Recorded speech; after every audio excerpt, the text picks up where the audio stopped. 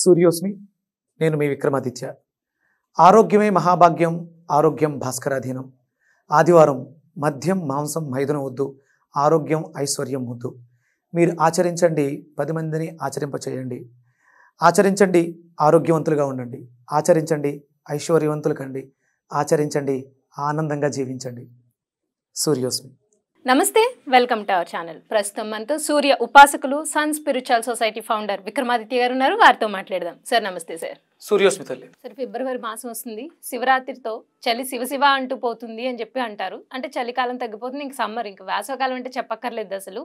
అయితే చాలా మందికి వేసవకాలంలో ఒక సమస్య ఉంటుంది సార్. ఏంటంటే విపరీతమైన నిస్సత్వ, నీరసం వచ్చేస్తుంది. రోజువారీ పనులు కూడా చేసుకోలేరు. ఇది పెద్దవాళ్లలోనే కాదు, ఈ మధ్య చిన్న పిల్లల్లో కూడా, అంటే కాలేజీకి వెళ్ళే పిల్లలు కూడా కాలేజ్ నుంచి రాగానే చాలా వీక్ అయిపోయి చాలా నీరసపడిపోయి, అంటే మనం ఏమనుకుంటాం అంటే ఎండలో తిరిగి వచ్చారు కదా అందుకని నీరసం అనుకుంటాం. కానీ చిన్నప్పుడు నేను చూసినంత వరకు ఎవరికి, మేము ఎండలో ఆడేసేవాళ్ళం సార్. ఎండలో వెళ్ళిపోయి సమ్మర్ హాలిడేస్ ఉంటాయి కదా, బీభత్సంగా ఎండలో ఆడేవాళ్ళం. అప్పుడేమి ఇటువంటి ప్రాబ్లమ్స్ నేను చూసినట్టు కానీ పెద్దవాళ్ళల్లో కూడా నేను ఎప్పుడు చూడలేదు సార్. కానీ ఈ మధ్య కాలంలో రెగ్యులర్గా వింటున్నాం.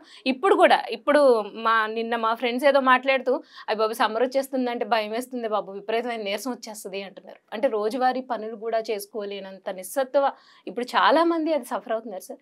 దానికి మంచి రెమెడీగా ఫుడ్ కానీ లేకపోతే ఏం చెప్తారు మీరు?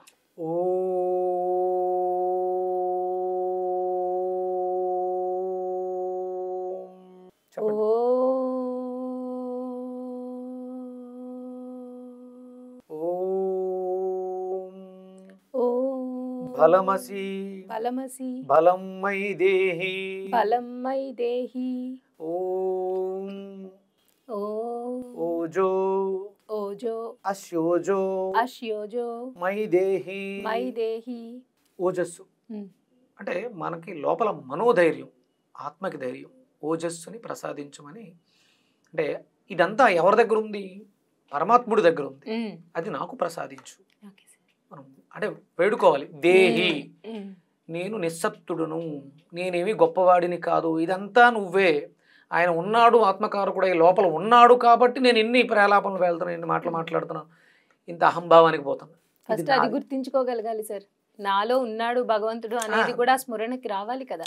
అజ్ఞానంలో ఉన్నామమ్మా, అందుకని ఆయన అడుగుతున్నాను. అడగాలి.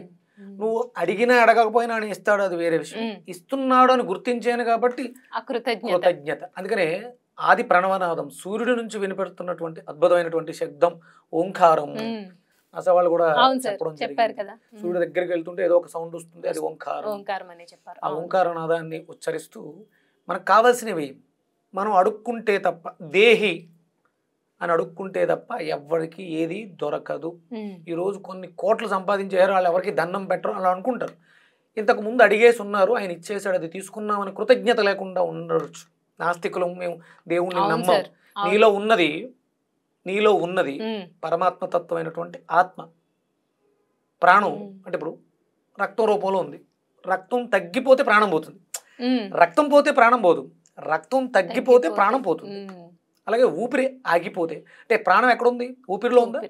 మనం ప్రతిసారి పీల్చాం, వదిలేసాను, ప్రాణం పోయిందా? కాదు. ఊపిరి వదిలేస్తే, ఊపిరి మళ్ళీ తిరిగి తీసుకోకపోతే ప్రాణం పోతుంది. అంటే ప్రాణం అనే ఒకది శక్తి నిన్ను నడిపిస్తుంది, అది ఆత్మ. అది అనుకుంటే నిన్ను విడిచిపెట్టుకు వెళ్ళిపోతుంది. ఇది మనం తెలుసుకోవాలి. అంటే మనం ప్రతి ఎపిసోడ్లోనూ చెప్తున్నాను.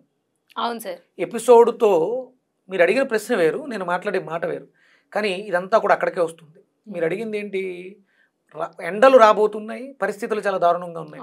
లాస్ట్ ఇయర్ ఎండలు ఎన్ని డిగ్రీస్లో ఉంది?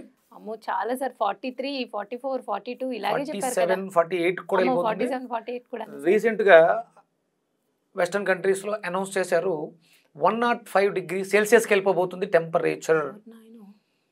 మనం చేసినటువంటి దౌర్భాగ్యపు పనులు. అవును సార్, అది మాత్రం నిజం. ఎక్కడ మనకి కృతజ్ఞత లేదు ప్రకృతి మీద. మనం దాన్ని చాలా దారుణంగా, అంటే నేను మాంసం తింటే తప్పేంటి, నేను అంటే ప్లాస్టిక్ కవర్లు వాడితే తప్పేంటి, లేకపోతే పాడు చేయడానికి. ఇంకొకటి ఏంటంటే, నేను ఒక్కడిని మానేస్తే ప్రపంచం బాగుపడుతుందా? బాగుపడదు, 100%. అది క్వశ్చన్ సార్. ప్రతి ఒక్కడు ఏంటంటే ఎవరికి వాడు ఒక్కడే. కానీ ఒక్కొక్కళ్ళు అందరూ కలిసే, మనం అందరం కలిసే మనం ప్రకృతిని పాడు చేసాం కాబట్టి టెంపరేచర్స్ పెరుగుతున్నాయి. పూర్వం రోజుల్లో కూడా టెంపరేచర్స్ ఉండేవి, కానీ ఎంతో కొంత ప్రకృతి సమతుల్యత అవును ఉండేది. సార్. మీరు ఇప్పుడు లాస్ ఏంజల్స్ చూస్తున్నారు, మ్మ్. వేడి గాలులు అవును ఆ రాష్ట్రాన్ని లాస్ ఏంజల్స్ మొత్తం అవును సార్. సర్వనాశనం. పోయింది. అవును. దీనికి కారణం వాళ్ళు అనౌన్స్ చేశారు, మీకు కలిత న్యూస్ చూపిస్తాను నేను. మ్మ్. అమెరికన్ గవర్నమెంట్ రాబోతున్న దాన్ని వాళ్ళు ముందే సైంటిస్టులు చేస్తారు కదా, అవును సార్. తద్వారా వాళ్ళు చేసింది. మ్మ్. Our next story is about an idea that belongs in a science fiction blockbuster, but it could also solve our climate change woes. Scientists want to spray diamonds into the sky. Not actual diamonds, of course, diamond dust. 5 million tons of it. They want to inject it into the atmosphere, hoping that it blocks the sunlight and cools our planet. But will it work? More importantly, how much will it cost? And what are some of the other strange solutions to global warming? Here's a report. 1.5. It's a small number in itself, but add the term degrees Celsius to it, and you get a dangerous threshold. A temperature increase of 1.5 degrees Celsius. 1.5 100 అనుకోండి, 100+, ఏమైపోతాం? ఓవెన్లో అవును sir. 60-70 పెడితే కూర ఉడికిపోతుంది. మీరు చెప్తుంటేనే భయం వేస్తుంది సార్. భయపడాలి, మనం తప్పు చేస్తున్నప్పుడు భయపడాలి. కూడా భయపడకండి. అంటే నేను భవిష్యత్తు పురాణంలో కొన్ని విషయాలు చదివాను. ప్రపంచ దేశాల్లో వినాశకాలు జరుగుతాయి, కొన్ని దేశాలే సర్వనాశనం అయిపోతాయి. భారతదేశంలో కొంత పర్లేదు, ఇందులో కూడా కొన్ని రాష్ట్రాలు వెళ్ళిపోతాయని రాస్తుంది భవిష్యోత్తర పురాణంలో.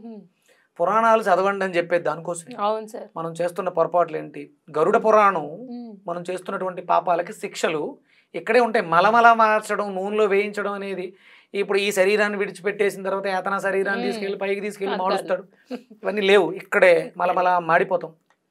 ఇప్పుడు సడన్ గా హార్ట్ అటాక్ వచ్చిందమ్మా, ఎక్కడ చుట్టూ ఎవరు లేరు, రోడ్డు మీద పడిపోతారు. ఓ పక్కన ఎండ, విపరీతమైనటువంటి ఎండ ఉంటుంది, చుట్టూ చూసేవాళ్ళు ఎవరు ఉండరు, అక్కడ నీ శరీరం మాడుతుంది కదా, ఇది ఒక నరకం. ఇలాగే ఉంటాయి శిక్షలు. ఈ దేహాన్ని విడిచిపెట్టేసిన తర్వాత నువ్వు ఈ దేహంతో చేసిన విక్రమాదిత్యగా ఉండి నా ఇష్టం వచ్చినట్టు కళ్ళు నెత్తికెక్కి పాపాలు చేసేస్తే ఈ శరీరం అట్లా కలిసిపోయింది. చనిపోయిన తర్వాత ఆత్మని తీసుకెళ్ళి దానికి ఇంకో శరీరం తిరిగి ఒక మరుగుతున్న నూనెలో వేసి వేపడం కాదు. ఈ శరీరంతో చేసిన, నవ్వుతూ చేసిన పాపాలకి ఈ శరీరంతో ఏడుస్తూ అనుభవిస్తూ ఉంటాం. ఇప్పుడు ఇక్కడ ఎండలు మండుతున్నాయి, ఏగుతున్నాగా ఉడియాలా? ఆలోచించండి, మనం చేసే కర్మలు మంచి కర్మలు ఉండాలి. ప్రకృతిని కాపాడుకోవాలి. ప్రకృతిని కాపాడాలంటే ధర్మం కోసం ప్రయత్నించాలి. నాకెందుకులే, ఎవడో వస్తాడు ఏదో చేస్తాడు కాదు. ధర్మానికి విఘాతం జరుగుతోంది. ఇప్పుడు దేశానికి ధర్మానికి విఘాతం జరుగుతోంది. ప్రతి ఒక్కడు స్పందించకపోతే, విద్యార్థి దగ్గర నుంచి ప్రతి ఒక్కళ్ళు స్పందించాలి.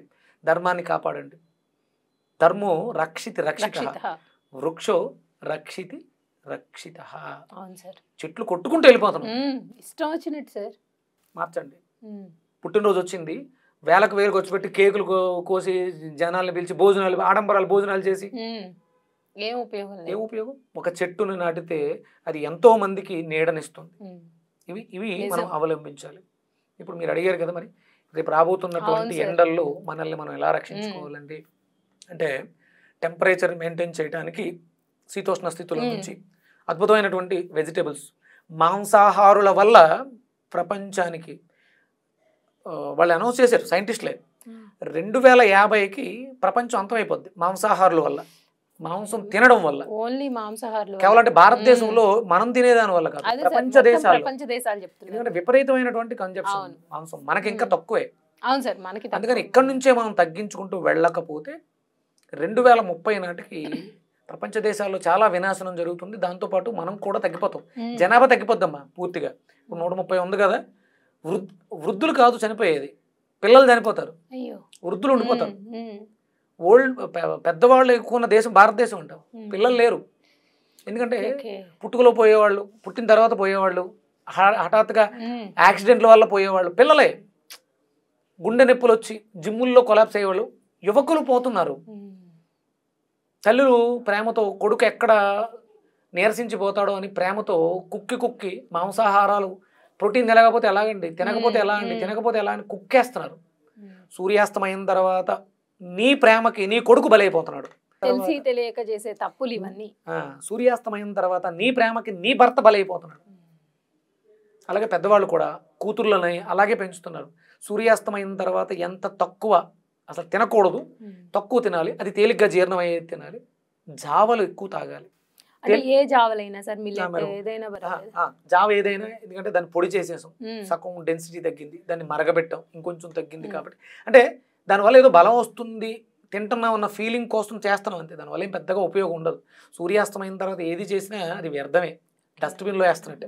అందుకని ఏంటంటే బలవర్ధకంగా ఉండాలంటే పాలు తీసుకోవాలి, పాలు కంపల్సరీ తీసుకోవాలి, అది గోవు పాలు అయి ఉండాలి, అది స్వచ్ఛమైనటువంటి దేశవాళీ ఆవు పాలు అయి ఉండాలి, గుర్తుపెట్టుకోండి. అంటే ఇప్పుడు మనకు కావాల్సింది ఏంటి, మనల్ని రక్షించేది ప్రకృతి వైపరీత్యాల నుంచి గోమాత.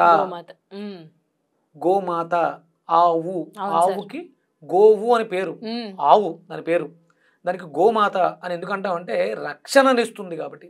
సూర్య కిరణాలకి గోవులు అని పేరు, సూర్యుడికి గోపతి అని పేరు. వెంకటేశ్వర స్వామి 12 సంవత్సరాల పాటు గోవింద గోవింద అంటూ సూర్యనామాన్ని ఉచ్చరించారు.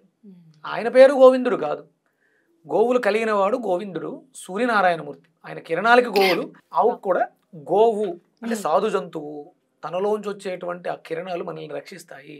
గోవులు లేవు మనకి. పూర్వం భారతదేశానికి స్వతంత్రం వచ్చే పూర్వం 130 కోట్ల గోవులు ఉండేవి, 30 కోట్లు జనాభా ఉండేవారు. ఇప్పుడు 130 కోట్లు జనాభా ఉన్నారు, 17 కోట్లే ఉన్నాయి గోవులు సర్వేలో. అంటే గో సంపద పెరగాలి, గోవుని జాతీయ ప్రపంచ దేశీయ లేకపోతే ప్రపంచానికే జంతువుగా ప్రకటించాలి. జంతువు కాదు అమ్మ, అది దైవం, దైవంగా ప్రకటించాలి. గో హత్యల నుంచి మనం గోమాతను కాపాడుకోకపోతే మనం సర్వనాశనం అయిపోతాం. ఆవు పాలు శ్రేష్టం, ఆరోగ్యాన్ని ఇస్తాయి, ప్రతిరోజు ఆవు పాలు తాగాలి. ఇక రాబోతున్నటువంటి ఎండల్లో మిమ్మల్ని మీరు రక్షించుకోవటానికి బెండకాయలు చిన్న చిన్న ముక్కల కింద కోసి నీళ్ళల్లో నానబెట్టి ఉదయం ఆ బెండకాయ ముక్కలు తీసేసి లేదా బెండకాయలతో సహా ఆ నీటిని తీసుకోవడం ద్వారా మనకు ఒక తేమ ఏర్పడుతుంది, శరీరానికి డిహైడ్రేట్ అవ్వకుండా కాపాడుతుంది. జిగురుగా ఉంటుందేమో కదా, తప్పేముంది, అంటే తాగడానికి చాలా బాగుంటుంది, హ్యాపీగా ఉంటుంది. తాగలేను అనుకుంటే దాంట్లో ఏదైనా మీరు తేనె కలుపుకోవచ్చు, ఏదైనా ఫ్రూట్ జ్యూస్ కలుపుకోవచ్చు. ఈ బెండకాయ నీళ్ళతో దానిమ్మకాయ గింజలు జ్యూస్ చేసుకుని తాగొచ్చు. అక్కడ బెండకాయ జిగురు వెళ్తుంది, దానిమ్మకాయ యొక్క ఫ్రూట్ జ్యూస్ కూడా వెళ్తుంది. అలా బెండకాయని విరివిగా వాడుకోవడం ద్వారా శరీరానికి మాయిశ్చర్ వస్తుంది. ఆ గమ్ము లాంటి పదార్థం మన శరీరంలో ఉన్నటువంటి ఆర్గాన్స్ అన్నింటికి కూడా చాలా ఉపయోగపడుతుంది. అలాగే తొక్కలతో సహా నిమ్మకాయల్ని జ్యూస్ చేసుకుని తాగడం ద్వారా నీరసం రాకుండా ఉంటుంది. ఎవరైనా పెయింట్ అయిపోతున్నారు, స్ప్రో కోల్పోతున్నారు, వాళ్ళకి ఇమీడియట్ గా చేయాల్సింది ఏంటంటే తొక్కలతో సహా నిమ్మకాయల్ని జ్యూస్ చేసుకుని దాంట్లో కొంచెం మిరియాల పొడి, ఉప్పు వేసుకుని తాగడం రెగ్యులర్గా. అలాగే దాని తర్వాత అంటే ఎండలు ముదిరే కొద్ది అరటికాయ జ్యూస్, ఇవి 3 మనం ఎండలు పెరుగుతున్న కొద్దీ చేసుకోవాల్సింది. ఎప్పుడైనా బాగా నీరసంగా అనిపించింది మీకు నిమ్మకాయ అద్భుతంగా పనిచేస్తుంది. ఎప్పుడైనా మనకి ఎండ తీవ్రత ఎక్కువ, పెదాలు ఆరిపోతున్నాయి, చర్మం పొడిబారిపోతుంది అనిపించినప్పుడు బెండకాయ నీళ్లు, గుండె బలహీనంగా ఉంది, అసలు అడుగుల్లో అడుగులేయలేకపోతున్నాం, అరటికాయ జ్యూస్, పచ్చివే, ఇవి రెగ్యులర్గా తీసుకుంటూ ప్రతిరోజు కంపల్సరీ ఏదో ఒక వెజిటేబుల్ జ్యూస్ పొద్దుట ఉంటే మీకు వచ్చేటువంటి ఎండలు అంటే ఎండలు ఎలాగో పెరుగుతున్నాయి, దాన్ని రక్షించడానికి మనకు వచ్చే ప్రమాదాల నుంచి కాపాడుకోవడానికి మనం ఏం చేయాలో ప్రయత్నాలు జరుగుతున్నాయి. యజ్ఞ యాగాది క్రతువులు మీకు దగ్గరలో ఉన్నటువంటి దేవాలయాల్లో కనీసం వారానికి ఒకసారి హోమం చేయించండి. మీరు డబ్బులు వేసుకుని కూర్చుని ఏదో మేము డబ్బులు కడతాం పూజ చెయ్యండి అని ఫోన్ చేయడం కాదు, దగ్గరలో ఉన్నటువంటి దేవాలయాలకు వెళ్ళి డబ్బులు కట్టి అక్కడ ఉన్నటువంటి ఋత్వికులతో యజ్ఞం చేయించుకోండి. గణపతి హోమము, లక్ష్మీ గణపతి హోమం, మహాలక్ష్మి హోమం, ఇలా ఏదైనా ఒక హోమం ప్రతి దేవాలయం. హిందూ దేవాలయాలు నిర్మించడానికి అర్థం ఏంటంటే దేశాన్ని, ప్రపంచాన్ని రక్షించడానికి ఇక్కడ జరిగేటువంటి యజ్ఞ యాగాది క్రతువులు మాత్రమే. కూటములు, ఉపవాస కూటం ఇవి కాదు. ఉపవాసం చేస్తే నేను బాగుంటాను, మనం అందరం కలిస్తే మనం అందరం కలిసి బాగుంటాం. కానీ ప్రపంచం బాగుండాలి, ప్రకృతి బాగుండాలంటే యజ్ఞ యాగాది క్రతువులు జరగాలి. యజ్ఞాలు ఎక్కడైతే జరుగుతుందో అది సస్యశ్యామలంగా ఉంటుంది. ప్రకృతిని కాపాడడానికి వాళ్ళు అక్కడ మీకు చూపించిన వీడియోలో విన్న వాయిస్, వాళ్ళు వజ్రాల పొడిని పైన జల్లుతారట, స్ప్రే, సూర్య కిరణాలు కిందకు పడకుండా రివర్స్ వెళ్తాయని డైమండ్ డస్ట్ను జల్లాలి అనుకుంటున్నారు. అది పాసిబుల్ కాదు, ఇంపాసిబుల్. కానీ మనం చేసేటువంటి హోమం ద్వారా వచ్చేటువంటి ఆ పొగ ఏదైతే ఉందో సూర్యుడి నుంచి రాబోతున్నటువంటి తాపాన్ని తగ్గించడానికి అవకాశం ఏర్పడుతుంది. ప్రకృతి పరవశిస్తుంది.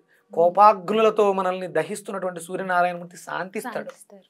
చేతులు జోడించి వేడుకుందాం, ప్రపంచాన్ని భగవంతుడి మమ్మల్ని ఇబ్బంది పెట్టకు, తెలుసో తెలియక పొరపాట్లు చేసాం, నువ్వు ఇచ్చిన వాటిని విస్మరించి కృతజ్ఞతను కోల్పోయాం అని చేతులు జోడించి వేడుకుందాం, ప్రపంచాన్ని రక్షిద్దాం, ధర్మాన్ని కాపాడదాం. వేసవకాలం వస్తుందంటే భయపడే వాళ్ళకి మీరు చెప్పిన మంచి రెమెడీస్, అలాగే ఇది ఏదో ఇప్పుడు వేసవకాలం గురించే కాకుండా ప్రకృతిని కాపాడితే మనం రాబోయే తరాలు కూడా చాలా చక్కగా ఉంటాయి సార్. మనం ఏదో ఇప్పటికే చూసుకుంటున్నాం. ఎప్పుడు కూడా ఏంటంటే ఇలా చిటికేస్తే ఆ రిజల్ట్ రెమెడీ అంతే, తర్వాత ఏంటి అంటే మీరు చెప్పేదే సార్, స్టాండర్డ్ శాశ్వతంగా ఉండాల్సినవి అవి అందరూ మీరు చెప్పినట్టుగా ఖచ్చితంగా ఫాలో అయి తీరాల్సిందే సార్. అంటే ప్రపంచం మనుగడ కావాలి అనుకుంటే, మన దేశం ఇలాగే ఉండాలి అని కోరుకున్న ప్రతి ఒక్కళ్ళు, లేకపోతే రేపు పొద్దున్న నా పిల్లలు ఉండరు అన్న థాట్ వస్తే అట్లీస్ట్ అంటే మన పిల్లలు ఉండరు అనేటప్పటికీ వెంటనే అమ్మ పాపం వాళ్ళు తల్లిదండ్రులు మీరు అతి ప్రేమ చూపించి మీరు చెప్పినట్టుగా నిజంగా ఈ మాంసాహారాన్ని మానేసి సాత్విక ఆహారంలోకి వస్తే కనుక మన భవిష్యత్ తరాలు కూడా బాగుంటాయని మీరు చెప్పిందే ఉదాహరణ సార్. ధన్యవాదాలండి. సూర్యస్మిత.